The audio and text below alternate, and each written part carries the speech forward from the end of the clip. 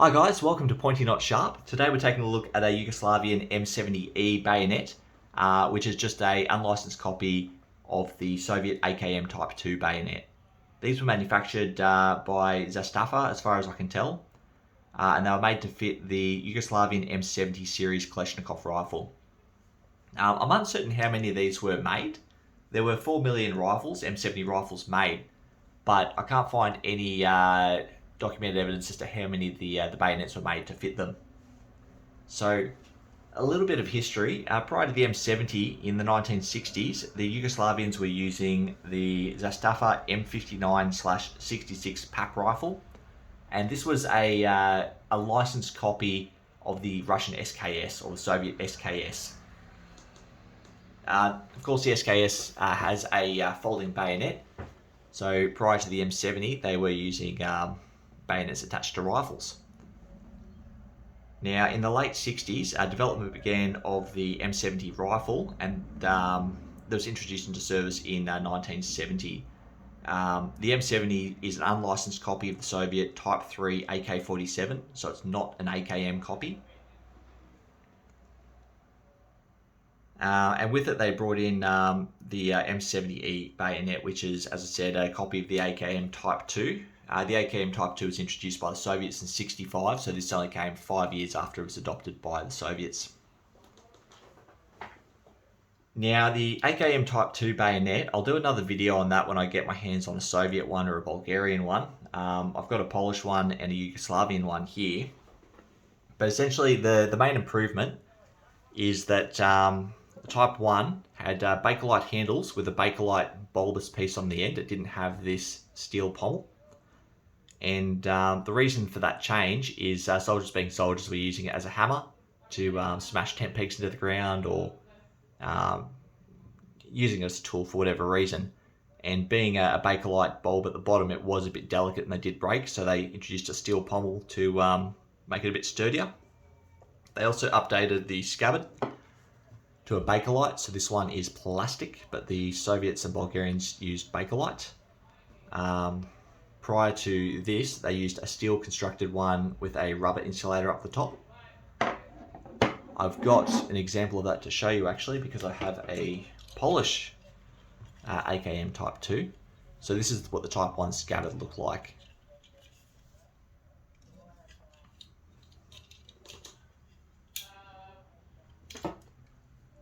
So I might jump into the construction of the blade. It's a pretty standard AK blade, so if you've seen the Type 1, Type 2, they're all the same. Got this really nice profile to them, serrations on the back unless it's Chinese or Polish.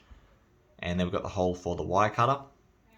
The blade's made of stainless steel, so if you get anything on it, don't try to get it off with electrolysis or you'll kill yourself with the fumes. Then we've got the cross guards, muzzle ring. It's got this little hook here for a leather retaining strap that also connects through the hole here in the pommel. This one has obviously lost that, but I have a Polish one here to show you. This is what it would have originally looked like. Except my understanding is the Yugoslavian ones were grey. I could be wrong. Now, the tang of the blade only comes about halfway down the handle. I've been told it terminates about 2 knuckles down, so what's that? Probably just here. The reason for that is it acts as an insulator when cutting electrified wire, so the pommel is not actually attached to the tang. It's attached to the plastic handle, which itself is attached to the tang. I'll get to the wire cutter shortly.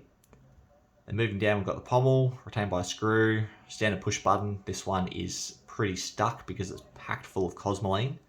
A lot of these were just absolutely packed in cosmoline and put away, and they've hit the surplus market, and it's up to the buyer to scrape it off, and I had a lot of fun doing that.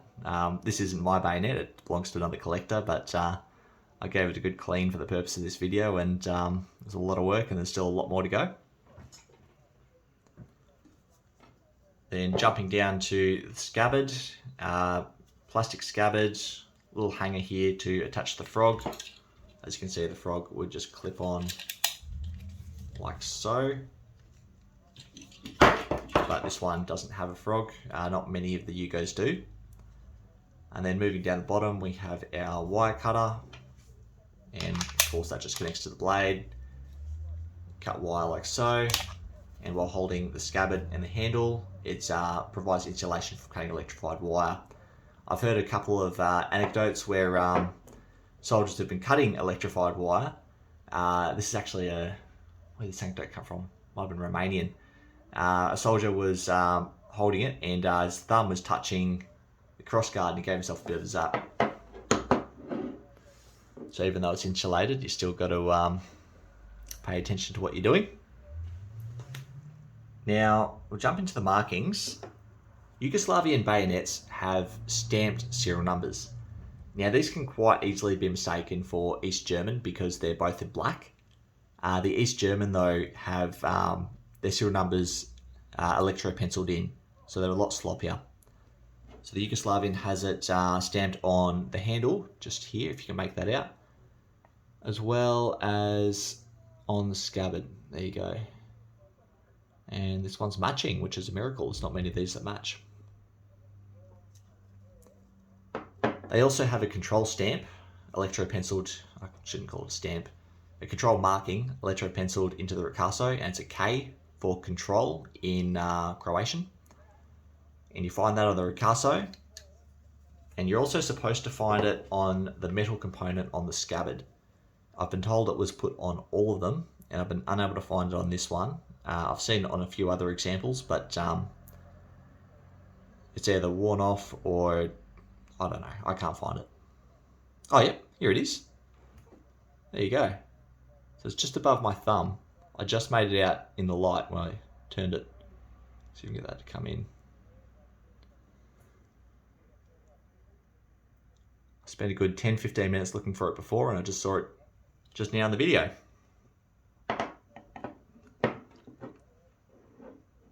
These don't have mold numbers, so a lot of your Bulgarian and Soviet ones that are Bakelite, they will have mold numbers, even your AK-74 bayonets as well.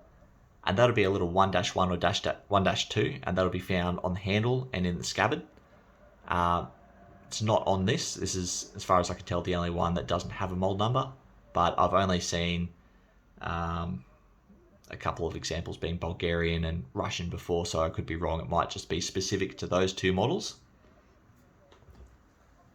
These were introduced into service in 1970, as I said, and they're still pretty widely used today. They're still used in the former Yugoslav states. They're still used in training, they're used in reserve units, they're used in non-frontline units in places where you don't want to break your latest and greatest gear. And they've actually stockpiled an absolute stack of them as well if they ever have to call large numbers of soldiers into service. So I was reading, I think it was Croatia had 40,000 M70 and M70E bayonets stashed away for a rainy day. I think their standing army is much smaller than that number too, like between 5 to 10,000, I can't remember, might be 6,000-7,000. So these have been used by a lot of countries around the world. On top of the former Yugoslavian states, they're used all throughout the Middle East. So Afghanistan uses them, or the former Afghan government before the Taliban came and took over used them. They're probably used by the Taliban now. They're used in Iraq, they're used in Jordan, Lebanon, Palestine, Yemen. They're used all throughout Africa. I read anecdotes that these were used by mercenaries who fought against the UN in Congo. But yeah, they've been used. They've seen a lot of use over the years. I've actually got a little list here of the conflict that the M70's been used in. It's quite extensive. I'll skip some of it, but I'll run through some of it. We've got the Rhodesian Bush War, the Persian Gulf War, the Lebanese Civil War, the Yugoslav Wars, of course, the Rwandan Civil War, the First Congo War, the Kosovo War, the Macedonian Insurgency, Liberian Civil War, obviously in Afghanistan and Iraq, the Iraqi Civil War, Libyan Civil War, Syrian Civil War, and the Northern Mali conflict. So I'm seeing a bit of a trend here. This is the M70 and the M70e Bayonet. It's a weapon of civil war, apparently. That being said though, guys, if I've missed anything or made any mistakes, feel free to comment below and let me know. I'll update the description with any errors. And if you know any good source material, I've been told there's a great Serbian book out there on Yugoslavian bayonets. I haven't been able to track it down myself. But if you know the name of the book or you know any other great reference material, let me know. I'm more than happy to update the description. Anyway, guys, thanks for watching.